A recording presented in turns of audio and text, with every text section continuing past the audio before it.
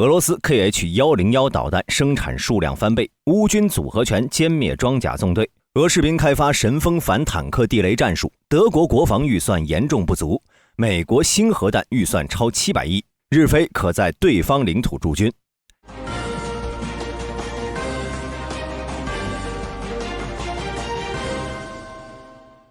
在普京突访金将军之后呢，德黑兰和莫斯科的关系也开始急剧升温了。根据路透社的报道，伊朗已经在国内建造了2个重要的弹道导弹生产基地。根据报告，伊朗的武器库目前是中东地区最大的，拥有3000多枚导弹，包括改装用于携带常规弹头和核弹头的型号。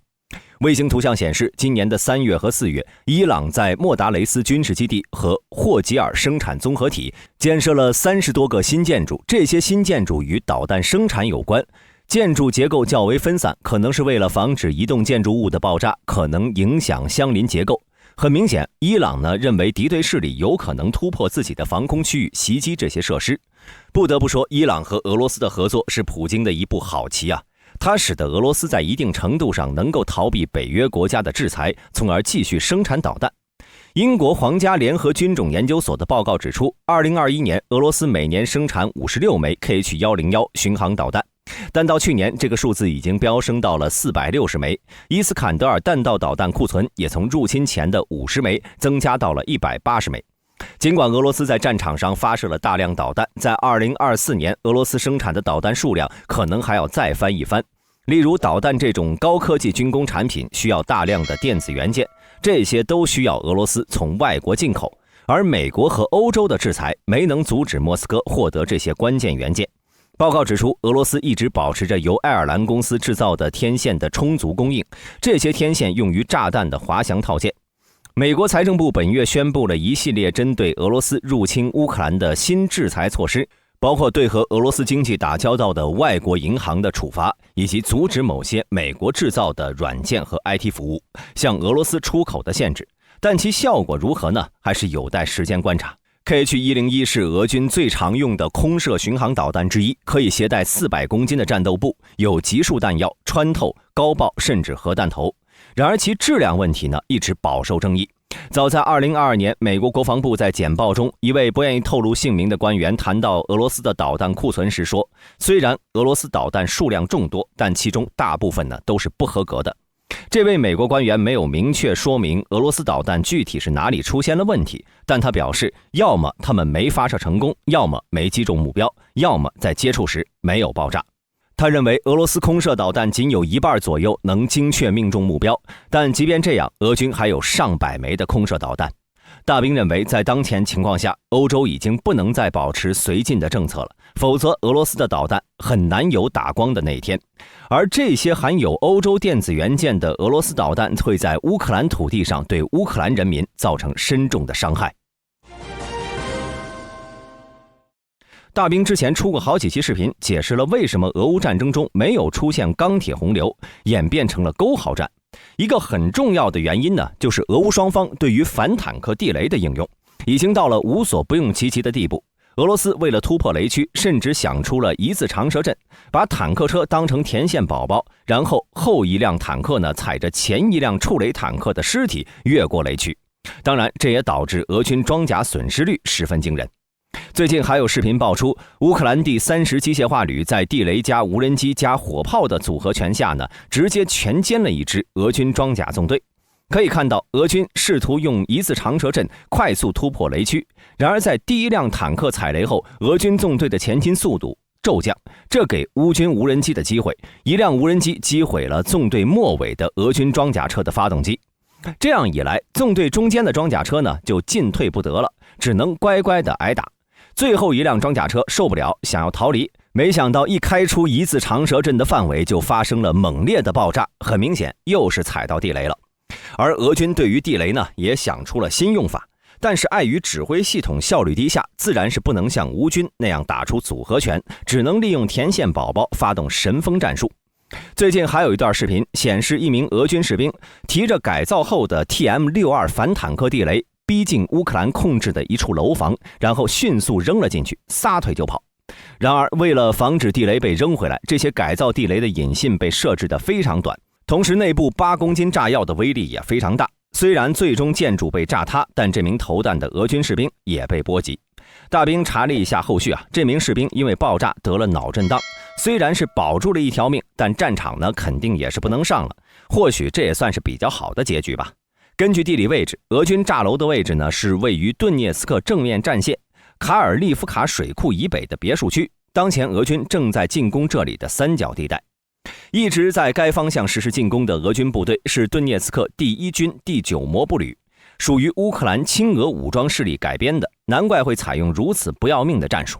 而与之交战的乌军部队是59摩步旅，该旅的乌军士兵在装甲和空军支援方面处于劣势，但他们依托建筑拖延俄军攻势。顿巴斯战区的各处房屋呢，大多有地下室，乌军将其改造过后，不仅可以躲避俄军的火炮和航弹，还能囤积粮食弹药，为长期作战打下基础。而面对乌军的这种战术，俄军几乎是毫无办法的。虽然通过重型航弹也能清扫这些建筑，但乌军早就已经料到，在一个房屋内只会部署几个人，同时将兵力分散，避免被俄军重型航弹一锅端。而面对个位数的乌军，俄军高层呢也不会同意浪费昂贵的航弹，最终压力呢就来到了前线俄军士兵身上，他们没有办法，只得使用这种神风式的攻击方式，抱着反坦克地雷和乌军据点同归于尽。早在年初，第9摩步旅进攻武夷村时，就出现了至少2例前线士兵使用反坦克地雷炸掉乌军所在建筑物的战例。到前段时间，第9摩步旅进攻内泰洛维时，同样有一个双人小组在无人机的监控支援下，将2枚反坦克地雷同时投进了乌军所在的建筑物。虽然俄军通过这种方式取得了一定的战果，但实际上这种攻击方式存在相当大的危险性，因为携带反坦克地雷的俄军无法使用武器，如果此时乌军冲出建筑，俄军几乎是没有还手之力的。同时地雷的引信过短，威力过大，几乎就没有准备让投弹的俄军全身而退。但是可以肯定的是，既然这种战术能够取得战果，未来俄军一定会加大力度使用这种战术来进攻，反正田线宝宝多的是，反坦克地雷也多的是。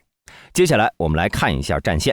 7月8号，俄罗斯军队继续在哈尔科夫州北部推进，但毫无进展。俄罗斯的军事博主们倒是很活跃，他们声称乌克兰军队在赫里伯克附近不断进行反击，沃夫昌斯克市区内战斗激烈，乌克兰总参谋部的报告也证实了这一点。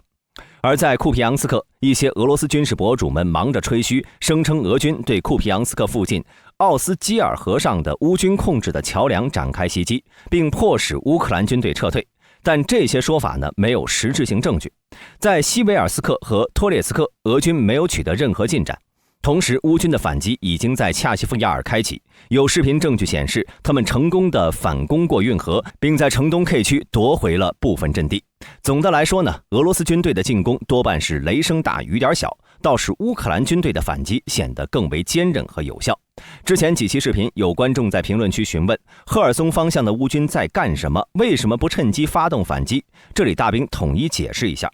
目前在赫尔松方向，俄乌双方以第聂伯河分而治之。河西是乌军控制的赫尔松市，地势较高，加之乌军火炮更加先进，因此一直以来乌军都在利用火炮来消耗河东的俄军。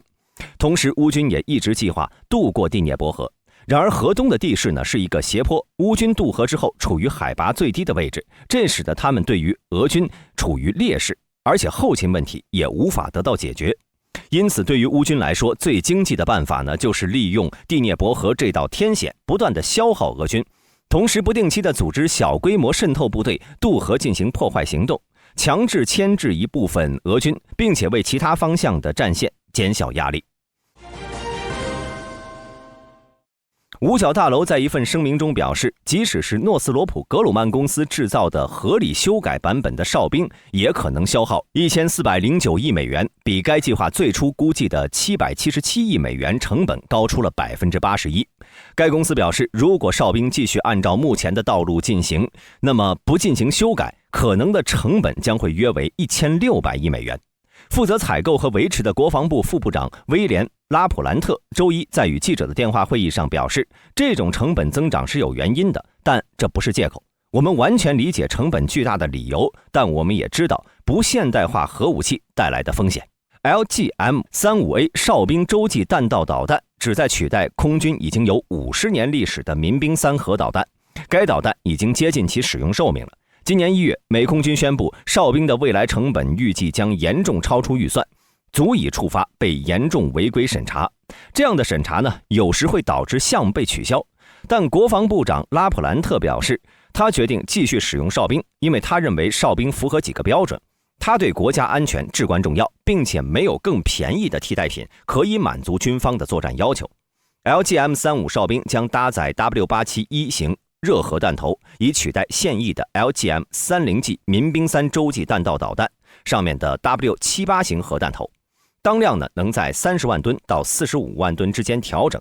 2020年，哨兵的每单位总成本最初是 1.18 亿美元。美国空军负责采购技术和后勤事务的助理部长安德鲁·亨特表示，他同意拉普兰特的决定，并承诺在未来几个月内制定一项重组哨兵的计划。亨特表示，修订后的哨兵计划的单位成本包括了导弹以外的组件，估计约为 2.14 亿美元。拉普兰特和亨特表示，大部分预计的超支来自哨兵的指挥和发射部分，其中包括其导弹发射井和附带的发射控制中心。飞行员在那里操作洲际弹道导弹，他们表示，改革这一部分将是空军成本控制工作的重要组成部分，同时也将改善其系统工程和其合同结构。哨兵计划无疑是个烧钱的大项目，简直就是金钱黑洞啊！不过，尽管成本高得让人瞠目结舌，但考虑到国家安全的重要性，军方还是决定继续开发，只是需要进行一些重大修改来控制成本。至于这些修改能不能真正降低成本，那就只能拭目以待了。根据法新社7月8号报道，菲律宾和日本8号签署一项重要防务协议，允许在对方领土部署军队。这一举动无疑是对地区安全的一个重大贡献，同时也为双方合作提供了更多的可能性。报道称，日菲的互惠准入协议在马尼拉签署。日本防卫大臣木原念和外务大臣上川洋子与菲律宾防长吉尔伯特·特奥多罗和外长恩里克·马纳罗进行了会晤。这协议的签署显示两国在安全合作上的坚定决心。据报道介绍，日本和菲律宾从去年11月开始就该协定进行谈判。作为两国互派军事人员到对方领土进行训练和其他行动的法律框架，这种安排不仅加强了双方的军事合作，也为地区的和平和稳定提供了保障。双方在菲律宾总统府签署了这份协定，显示出对这一合作的高度重视。报道称，日本是菲律宾安全装备的主要供应国，包括菲律宾海岸警卫队的巡逻船和海岸雷达监视系统。这些装备在菲律宾的海上安全中发挥了重要作用。这一协议的签署无疑是对双方军事合作的一大推动，也为了地区安全做出了重要贡献。未来，随着双方合作的进一步深化，地区的和平与稳定将得到更好的保障。据路透社7月8号报道，德国防长鲍里斯·皮斯托里乌斯表示，2025年国防部预算远远少于他所要求的。皮斯托里乌斯曾试图将2025国防开支增加67亿欧元，但未能如愿。皮斯托里乌斯和德国政府都未就国防部最终将获得多少资金置评。他表示，这让我很恼火，因为这意味着德国无法在这个时代面对即将到来的威胁。皮斯托里乌斯在谈到2025年国防预算时表示，我必须适应它并充分利用它。尽管如此，德国政府在7月5号达成的预算协议中承诺，将防务开支保持在北约设定的占国内生产总值 2% 的目标之上，以确保军事改革的资金。此外，2028年将再增加300亿欧元。德国军队高层此前警告说，德军需要立刻获得额外资金，以在未来5年内做好战斗准备。他们认为俄罗斯到那时将具备攻击北约成员国领土的能力。德国总理兼经济和气候保护部长罗伯特·哈贝克也指出，财政状况与德国的安全形势是不相称的。在德国国防部哭穷的同时，又一批德国军援抵达乌克兰，主要包括55000发炮弹、2台 TRML-4D 空中监视雷达和一套新的爱国者导弹和高射炮炮弹等等。本期视频到此结束，欢迎各位在评论区留言讨论。我是大兵，我们下期再见。